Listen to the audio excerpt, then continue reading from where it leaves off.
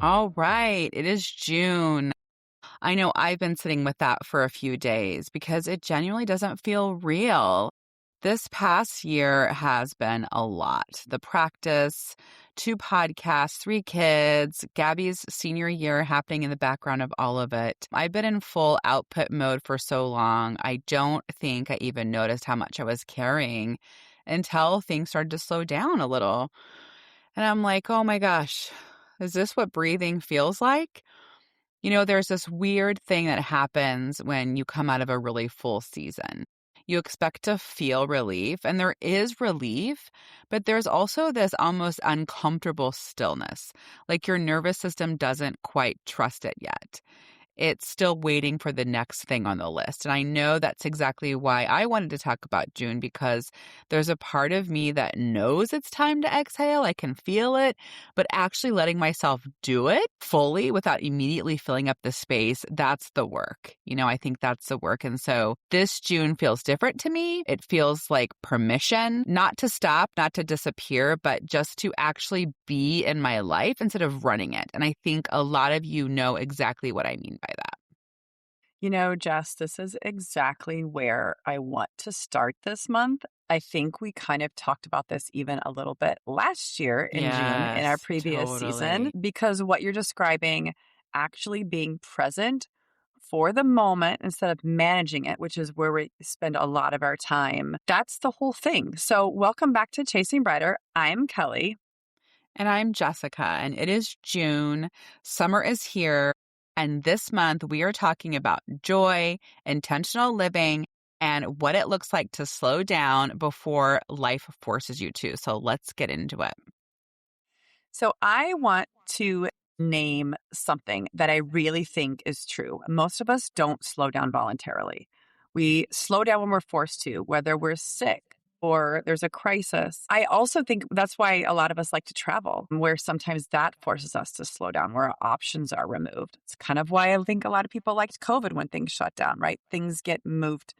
When variables or distractions are eliminated, we can slow down. Here's what's important about that. If slowing down only happens when you're forced, we only ever experience it in crisis. We never learn what it feels like as a choice. And it feels completely different as a choice. By choosing it, it feels restorative. Collapse feels like defeat. And that's the distinction. Dr. Sandra Dalton-Smith, she's a physician and a researcher, and she's identified, and I think we talked about this in other episodes too, but there are 7 different types of rest. So when we think about rest, it's Mm. not just sleep, emotional, mental, sensory, and creative. And we'll provide let's put a link to in our show notes for that episode about rest, because it definitely is what we're talking about. But her work shows that you can get 8 hours of sleep every night and still feel depleted.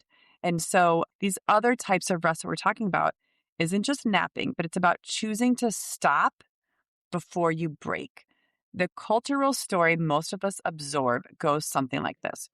Rest is the reward at the end, right? You'll sleep when you're dead is a very common phrase. And when the work is done, when the children are grown, whatever those are. And it just never ends in a lot of ways. You just keep moving. I think for me, June has been prior to June, right? I was in a season of massive output with my practice and the kids and everything, like I was talking about earlier. It was really good. And I felt good. And that wasn't by accident. I've shared a lot about my GLP-1 journey, and I think a lot of people assume that people who take GLP-1s didn't have a healthy lifestyle before. But for me, I was already doing everything right. I was doing Hmm. wellness work, years of it, and built a strong foundation. And so for me, feeling strong in my body this summer will be and has been the result of me choosing myself consistently over time. And the connection to slowing down is when you feel strong in your body, right? You can actually be present because you're not managing energy, you're living from energy. And that is what choosing yourself over time can actually build. And, I think in the summer, it hits differently anyway. because summer is supposed to be slower. And yet, so many women even kind of dread it, especially because they know kids are going to be home or things, the structure that you had that you kind of learned to survive on and function on, it suddenly kind of goes away. And it's a different kind of present. And so sometimes that unstructured time can be uncomfortable when you spend most of the time running a tight ship for so many months. Yeah, and that discomfort is real, but it's also information. If free time feels wrong, that is worth sitting with. Kelly and I talk all the time about joy being a choice. And we've been practicing that for a year. It doesn't mean everything is perfect. It doesn't mean that we're just super happy with these super happy lives. It just means that we choose to find joy, whether that's a nice warm cup of coffee, a quiet morning, being outside and breathing fresh air while we're watching a game, just making moments small, intentional, and consistent. Really quick, too, I want to remind you guys that we have a free download for June that we are so excited about. It's called the Choose Your Own Adventure Summer Planning Template. There are big anchors, small rituals, and a joy inventory. It's a whole summer in one doc. It's free when you sign up for a newsletter at chasingbrighter.com. So go grab it. Your summer will thank you. So just let's, coming back to this, slowing down is, I guess when we think about slowing down, it's doing nothing, but it's doing it differently. It's presence instead of output. So it's really thinking so much more and really shifting our mindset about it, noticing the slowness or noticing what you're doing, being in your life rather than running it. And I think also this is so important for summer because we want summer to go by. I want summer to go slow. I don't want it to go by fast. It always flies by. And so, really, what we're trying to do here is help you and help ourselves, right? Think about ways that we can help slow it down. Yes. And I think for so many of us, that is a skill that we need to practice rebuilding because when we're go, go, go, go, especially during the school year, we like to optimize and be efficient and have, our calendars and our schedules and all of those things. And we want to switch to intention.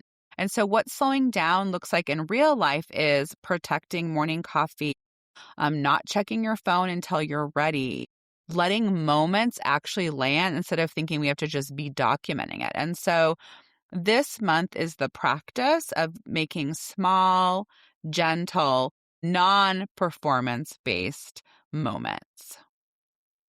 And I had actually I had an hour this morning um, that uh, because some of my schedule has changed this week with work. And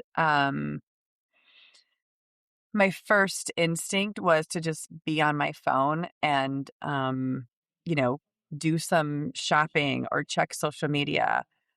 And I chose to kind of have that real over perfect moment of just sitting for that hour and trying not to actually have a screen. I had a book I was reading, but I really tried to sort of like let my hour be a free hour and not trying to fix it and not trying to think about what I can be doing in terms of filling it up with to dos because we're always so busy. And I just really tried to let it be free. And I have to tell you, it was the fastest 1 hour in a Yeah. lot of ways, just really doing that. And it's hard for us to get out of practice of just like doing nothing and having that free time and just being free. It's uncomfortable for a while and then it's easier. It's kind of like meditation in that way where you first start it, Yeah. it's hard. And then, it went by so fast, but it felt restored in a lot of ways, which was kind of interesting.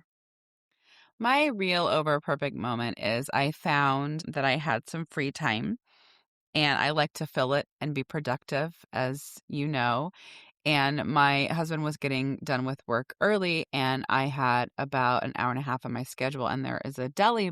And I was like, "Oh, do you want to go to this deli?" And then I was like, "Never mind. Like, I have work to do." And he was like, "No, no, no, let's go." I left work and we went to this deli that I've been wanting to go to. It's like it's a Jewish deli. It's like a New York deli. My husband's from New York. And so you know, I told you we're like old. And so we shared a Reuben because we're old and we share food.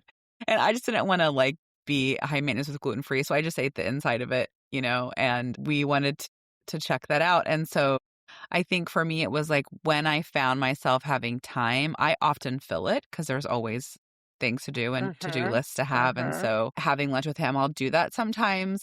With my oldest who's launching, I'll say, hey, you want to go grab a cup of coffee or have lunch? Or other things I might do, like during the school year, if I picked up my 15-year-old, it would be like, hey, come back with me to my office for a while. And then we have some one-on-one time. I'll have a session, but then I'll have one-on-one time because I don't drive him a lot. And so I don't get a lot of one-on-one time with him. So those are, simple ways that I've tried to have a real intentional moment instead of just being busy. I love that. I think that's really great. And it is hard. It's hard to kind of make that slowness, that kind of change to do it, right? To Yeah. lean into Yeah. it. Yeah. And that's kind of why we wanted to talk about it, this episode and talk about it especially for June. And let's shift to brighter moves for the week. So my brighter move is to, ask everyone, including myself, look at one thing on your June calendar that's optional, that you're maybe doing it out of habit or obligation. Maybe it's something you don't really want to do. Look at it. You don't have to cancel it, don't have to make a decision on it, but maybe just kind of sit with it a little bit and look at it honestly. Is it a yes or a slow no? And this might be something that's kind of tugging on you in the back of your mind and it's not quite sure what it is. And maybe as you sit with it, it is a yes, but it's sort of like being intentional and thinking about it rather than just kind of running through the motions about things. Yes. No, I love that. I am thinking about you finding one place this week where you can choose to slow down before you're forced to. So one morning, one meal, one moment you let actually land and choose it and notice how it feels to choose it. And I think too, when we're forced to, so many times it is illness. I think so many of my clients, I tell them like the universe is making them sit down on their butt, right? Because Yeah, I know that's what they're we not say. doing it. Yeah. And so I think that is really, but when we say like, choose it before you're forced to, right? Where it's really kind of Yes. caring for yourself. And next week, we're going to be talking about joy because it is not something that happens to you when circumstances cooperate. It's a choice. And honestly, we know it's harder than it sounds. And so that episode drops next Thursday. Thanks for joining us today. Find us at chasingbrighter.com for our blog. That's also where you can sign up for our newsletter and everything in between. You can follow us at Chasing Brighter on Instagram. Take care of yourselves, and we'll see you next week.